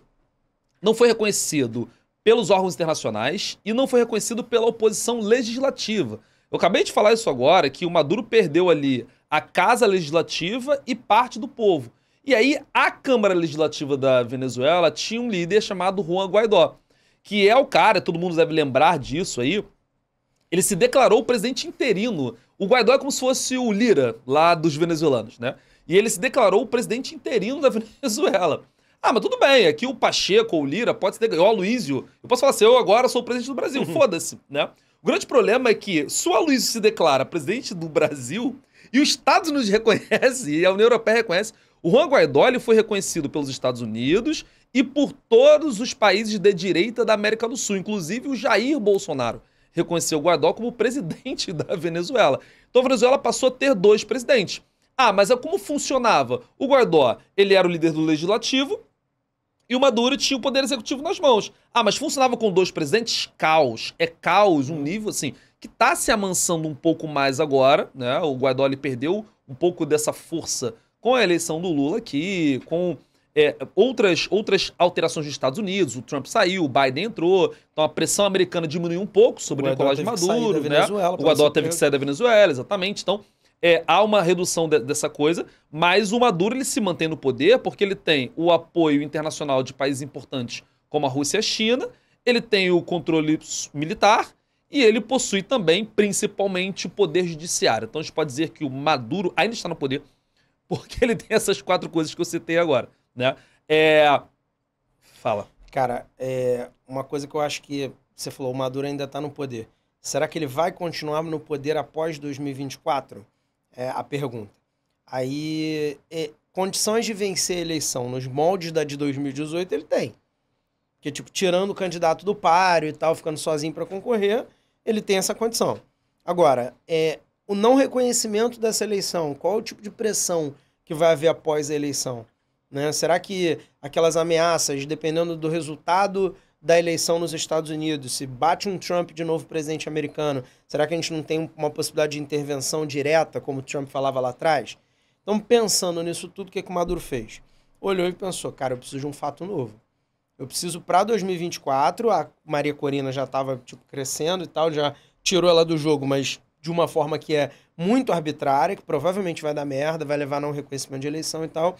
Ele falou, cara, eu preciso de uma coisa que ou aglutine a opinião pública ao meu redor, ou que gere, de repente, algum motivo, alguma desculpa para que o calendário eleitoral seja protelado, mudado de alguma coisa, um estado de sítio, alguma coisa assim. E o que não para fazer essas 2 coisas do que uma guerra. Conflito, né? Isso nos leva ao Essequibo, né? Que exatamente. Talvez seja a grande curiosidade hoje em dia da galera que veio clicar nesse episódio. Então, explica aí pra gente. Essequibo. El Essequibo. El Essequibo. O que é Essequibo? Essequibo é uma região que fica dentro da Guiana. Lembrando que a Guiana existe, não é a Guiana francesa. Tá? É um território, um país, fica bem próximo aqui a gente, norte do Brasil. E a Guiana ela foi colonizada, né, por 2 grandes colonizadores. Ela foi colônia da Holanda no século XVI, depois se torna colônia da Inglaterra no século XIX e se tornou independente só em 1966, é tipo agora, né? Talvez tem gente que está assistindo isso aqui agora que é dessa época. Meu pai estava nascido quando a Guiana ainda era uma colônia, né? Então, dos últimos países a se tornarem independentes aqui na América do Sul.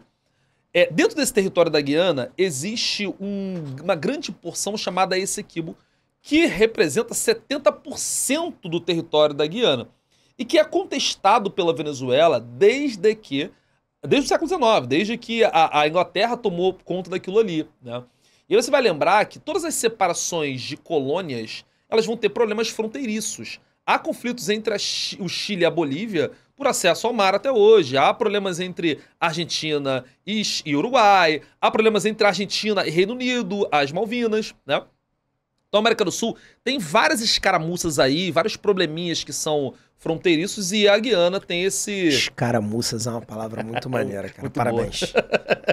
Exatamente. Então há esse problema fronteiriço ali entre os dois, entre a Venezuela e a Guiana, que fazem fronteira nessa região que seria Essequibo. que o Maduro fez? Ele vai dizer assim, ó, esse território aí era nosso antes da independência. Os colonizadores roubaram isso da Venezuela, então esse Essequibo pertence à Venezuela. Ah, é uma narrativa interessante. Você pode dizer, o Iraque dizia isso do Kuwait, ó, esse território era nosso antes dos ingleses criarem o Kuwait. Tem vários problemas desses no continente africano. Beleza. Só que esse Essequibo tem petróleo, ouro, cobre, bauxita, água e floresta. E representa 70% do território da Guiana, né? Que fique claro. Então o Maduro, ele está interessado, é claro, nesses recursos naturais.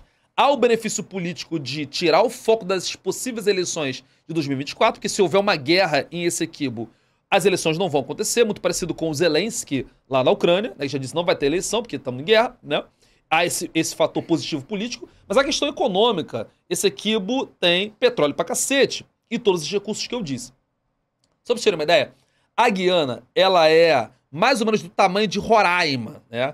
A população da Guiana, ela é de 800 mil habitantes. Tem mais gente em São Gonçalo, em Nova Iguaçu, em Duque de Caxias, do que tem no país Guiana. E Essequibo é 70% desse território, né?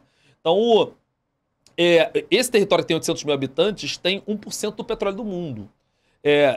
De 2015 para cá, desde que a ExxonMobil, aquela empresa americana, está explorando petróleo ali, já se descobriu 11 bilhões de barris de petróleo na região de Essequibo, na região da Guiana, né, na plataforma continental da Guiana.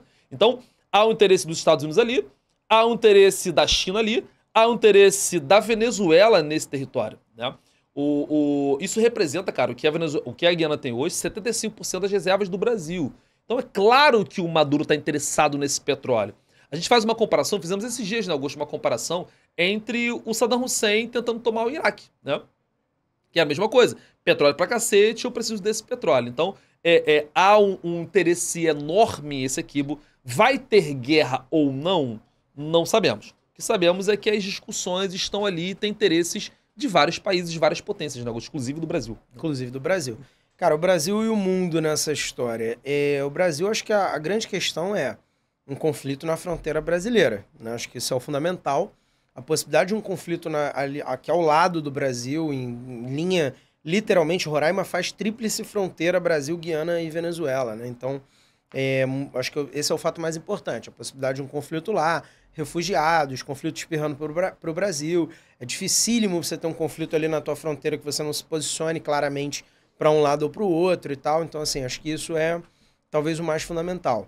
Agora, é um teste também para o governo Lula no sentido de liderar a América do Sul, ser essa liderança da América Latina que o Lula se pretendia lá no Lula 1 e Lula 2 e que ele vem tentando resgatar agora no terceiro governo. Então, eu acho que a possibilidade do Brasil ser um fiel da balança para não ter uma guerra deixaria o Brasil grandão de novo diplomaticamente, né? Teve muitos desgastes da imagem diplomática do Brasil e do próprio Itamaraty na época do governo Bolsonaro, de posicionamentos meio dúbios, meio erráticos ou polêmicos e tal. E é uma oportunidade para o governo brasileiro, é uma oportunidade que o governo brasileiro não queria, né? É uma batata quente, mas já que a batata quente está no colo, o Brasil precisa agir para evitar esse conflito. Primeiro, porque é valor do Itamaraty fazer dessa forma, né? E segundo, porque é uma tentativa de credenciar o Brasil de novo a esse destaque. Agora, se vai ter conflito ou não, me parece que não, mas também não me parecia que não, que ia ser feito um referendo do nada para consultar a população sobre esse tema. Importante dizer, até a Maria Corina Machado, que eu citei, ela é favorável à anexação de Essequibo. Isso é uma questão histórica que mobiliza, de fato, os venezuelanos. Por isso que eu citei. Não é só para ter uma guerra, para ter estado de sítio. É também para poder, de repente, com uma pauta nacionalista, você meio que unificar a galera ao seu redor. Como mais ou menos o Putin fez lá em 2013 com a Crimeia, no momento que ele estava passando problemas políticos dentro da Rússia. Né? 95% dos venezuelanos votaram favoráveis à anexação de Essequibo. E teve boa adesão no referendo. Então, assim, mais gente do que a base fiel do Maduro foi votar. Né? Então, a acusação da Maria Corina não é a acusação de que essa questão não seja uma questão válida, mas sim a acusação de que essa questão ela vai ser utilizada politicamente pelo Maduro. E de que trazê-la agora em ano eleitoral praticamente, é uma estratégia do Maduro para poder afetar as eleições ou até não deixar com que as eleições aconteçam. Não, Acho que essa é a questão. pro Maduro só tem benefícios, porque quem explora o petróleo da região da Guiana é uma empresa dos Estados Unidos. Mas também tem empresa chinesa de olho naquilo ali. Mas também a Rússia está de olho naquilo ali. Então, um conflito, além de ser politicamente positivo internamente, externamente, Maduro traz o apoio da China e da Rússia. Ah, então pode ter, Aloysio, uma guerra regional que pode escalar para um conflito em âmbito global? Sim, pode, uma vez que envolve petróleo. E a gente tem falado bastante, em outros momentos, né, Augusto, eu e você, de que pode ser a abertura de uma terceira via de conflito no mundo. Já temos conflito no Oriente Médio, tem conflito na Europa, Rússia e Ucrânia, e agora pode ter um conflito na América do Sul entre Venezuela e Guiana. Uma coisa interessante é que o presidente da Guiana, o Irfan Ali, ele se predispôs a conversar com o Maduro. Eles se encontraram no ano passado, no final de 2023, houve um encontro dos dois. Não saiu nenhum acordo direto ali, mas estão conversando, tem participação do Brasil, Lula tá ali se metendo, não vai ter conflito. O Mercosul discutiu essa questão. A última cúpula do Mercosul aconteceu no ano passado aqui no Rio de Janeiro. Foi discutida exatamente a questão de Essequibo. Então, é uma questão muito importante do ponto de vista regional, mas é uma questão do ponto de vista global. Uhum. Eu vou repetir, a Guiana tem 800 mil habitantes e tem 1% do petróleo do mundo. A Guiana, 75% do petróleo brasileiro. Isso é surreal. A Guiana, ela vai se tornar, e isso é fato, tá? O maior petróleo per capita do mundo. Já é o segundo petróleo por pessoa, né? Só atrás do Kuwait, que eu citei anteriormente. E vai se tornar, vai ultrapassar. A projeção é que até 2025, daqui a um ano, a Guiana ultrapasse o Kuwait nessa questão do petróleo per capita. Uhum. Né? Cara, eu me envaideço de uma coisa nesse sentido que há um bom tempo atrás, um bom tempo mesmo, tá? Eu reparei isso. Eu lembro que eu tava vendo um negócio de viagem. Você sabe que eu já fiz umas viagens meio aleatórias.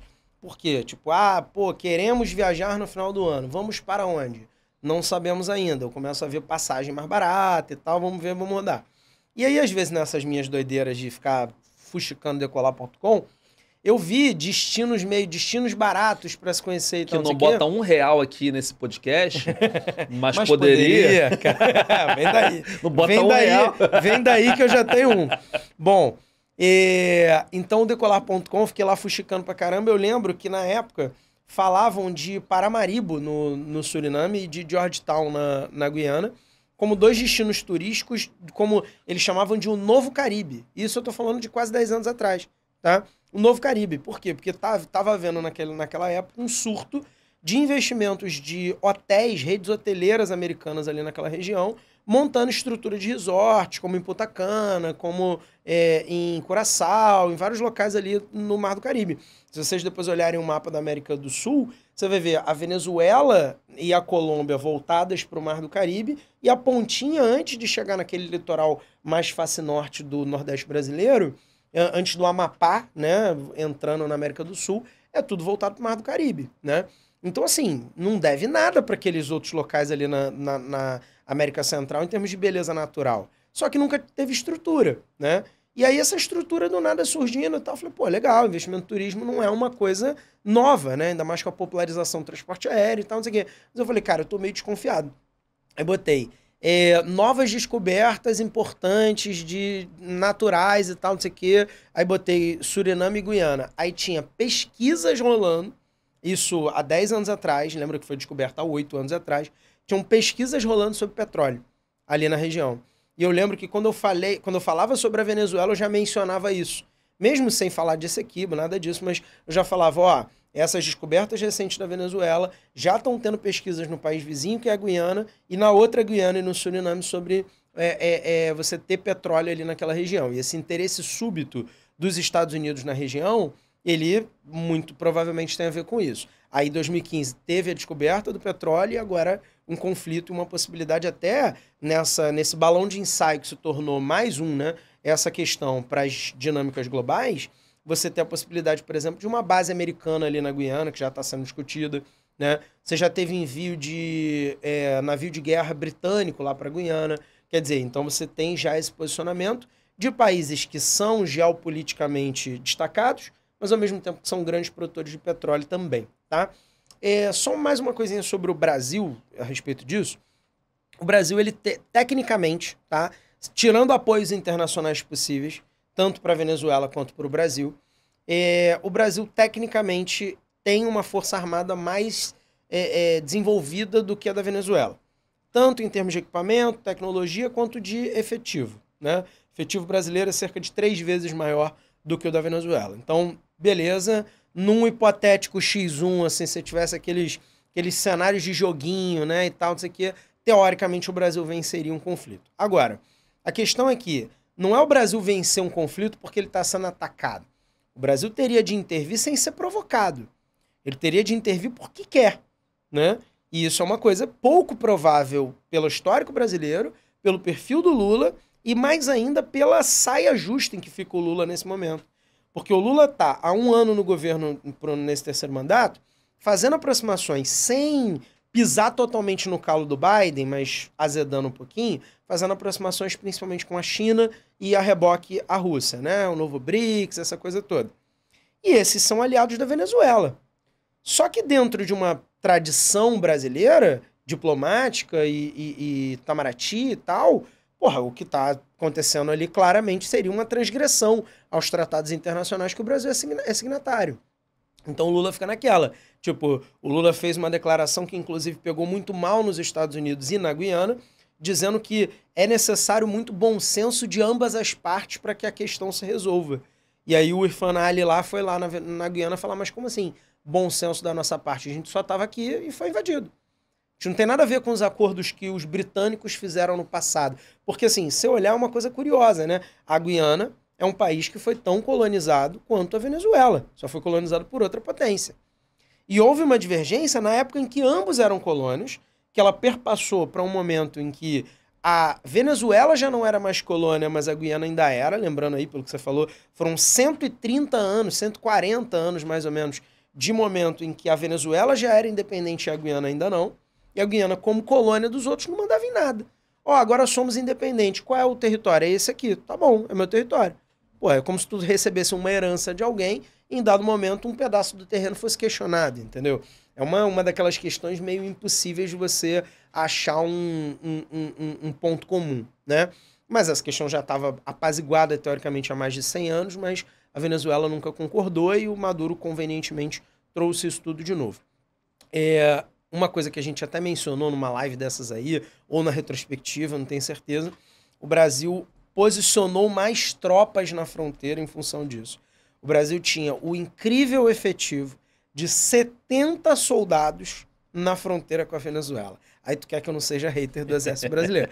Caralho, 70 soldados na fronteira, naquela fronteira de Roraima, né, claro, na fronteira com a Venezuela. Ah, vamos reforçar o efetivo. O efetivo foi primeiro para 120, depois para 150 soldados. Não, 150 soldados. Se a gente descer aqui no shopping e for até o carro, a gente provavelmente cruza com 150 pessoas. 150 soldados, né? Só. Isso já é um reforço, já mais do que dobrou, tá? Mas, enfim, ainda é muito pouco, né, para proteger uma fronteira. E o Brasil enviou para lá 28 veículos blindados que levaram quase um mês para chegar até lá. Cara, os blindados foram retirados de outros pontos do território brasileiro e foram transportados de caminhão para lá.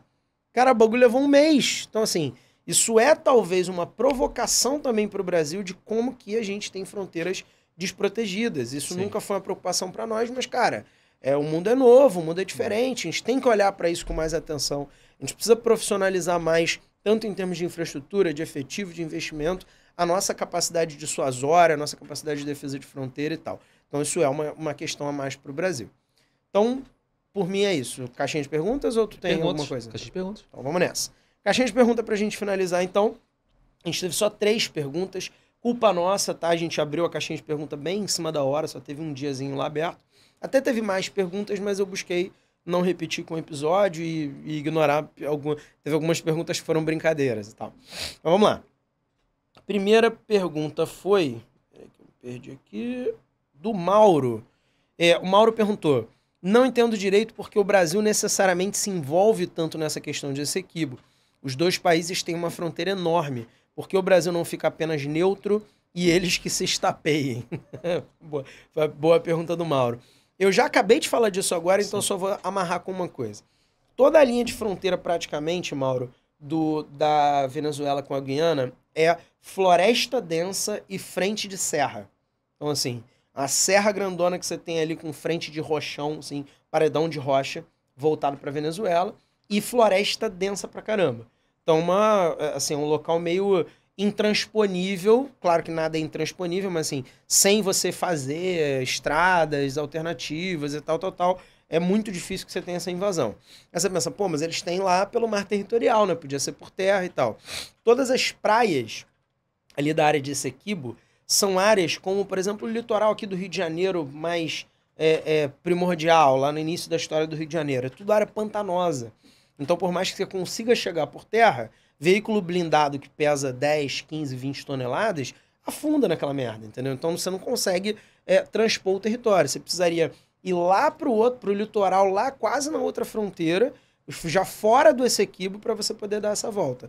Qual é o atalho? O atalho é entrar no território brasileiro por Roraima, usar as estradas já existentes e chegar no Essequibo. Só que isso precisaria ou de um apoio brasileiro, que não parece que vai acontecer, ou de uma invasão ao território brasileiro arbitrariamente.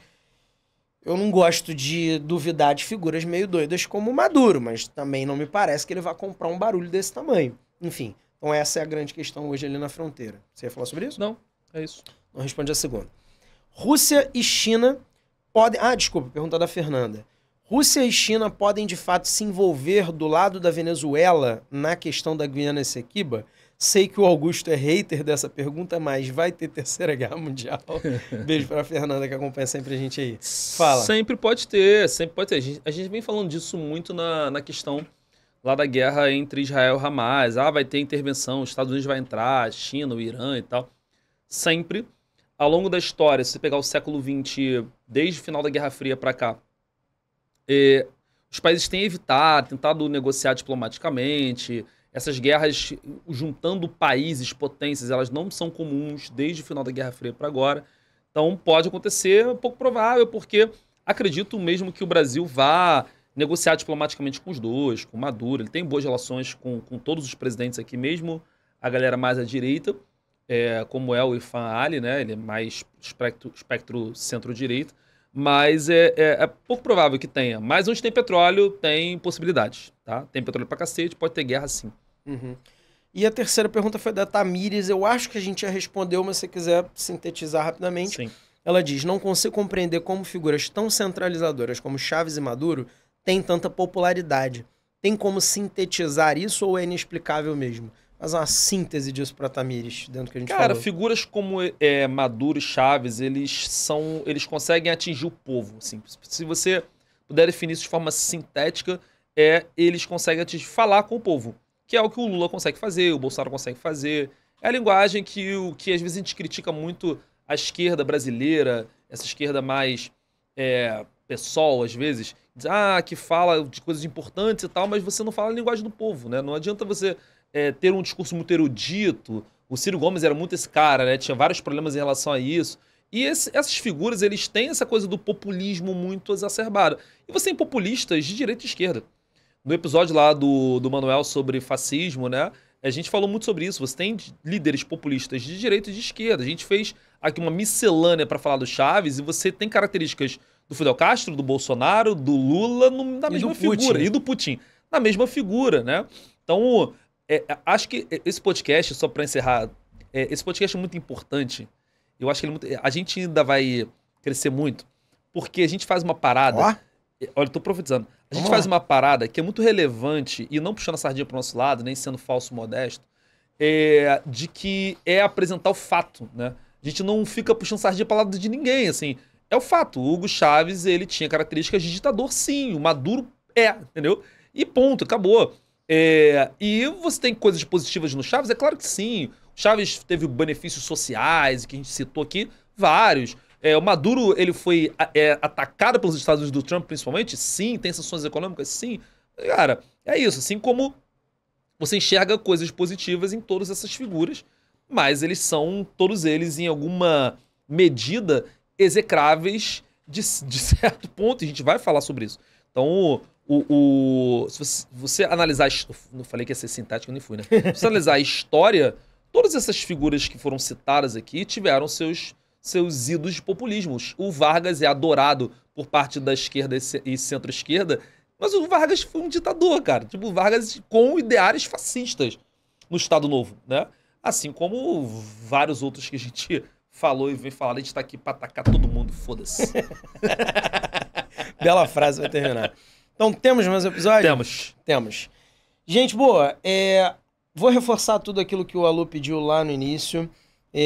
Deixa aí o seu comentário, deixa o seu like. É muito importante que você reaja ao vídeo, mostre para o algoritmo do YouTube que esse conteúdo é relevante, que ele tem que ser entregue para mais pessoas, para a gente conseguir fazer cada vez mais conteúdos para vocês, aumentar essa equipe, aumentar os nossos braços e a nossa capacidade de produzir mais e democratizar mais o conhecimento, que é a nossa missão, como a gente sempre diz, tá? Além disso, estamos também em áudio no Spotify. Talvez você esteja ouvindo a gente agora aí no Spotify. Todos os dias praticamente tem corte lá no Instagram e lá no TikTok também, embora o TikTok eu sempre diga que não gosta da gente. O TikTok só gosta de dancinhas. É porque a gente não dança, eu já falei pra você. Você é o cara disso, com certeza. E no Instagram, falando nisso, por lá, você sempre vai buscar nessas redes atualize-se, @atualize.se, e segue a gente também pessoalmente lá no Instagram. Eu no Instagram sou o @AugustoGel. Esse energúmeno que vos fala é o Aloysio, professor. Energúmeno é sacanagem. Energúmeno, pô, tu mandou, como é que foi? Cabeça de bola de sinuca. Pô, fui chamado de cabeça de bola de sinuca, não é? Pô, sacanagem. O cara, não, isso foi maravilhoso, isso foi maravilhoso. Um hate falou assim, esse bola de sinuca aí não sabe o que fala. Muito bom. Muito bom. Então lá no Instagram eu sou Augusto Gel, ele é o Aloysio, professor. Segue a gente por lá também, sempre lá no nosso Instagram a gente está contando as novidades, abrindo caixinha de pergunta, falando sobre os episódios, sobre tudo que vai acontecer aqui. E se você puder assistir pelo YouTube esse episódio, é muito importante, manda para as pessoas. Assista o episódio do YouTube, que a gente já monetizou esse canal. Primeiro já episódio. Já estamos com R$13 na nossa conta. Pô. É isso, moleque. Entra, já dá pra comprar um salgado. O YouTube só deixa sacar quando tem pelo menos $100. Vai demorar. Vai demorar bastante. Vai demorar bastante.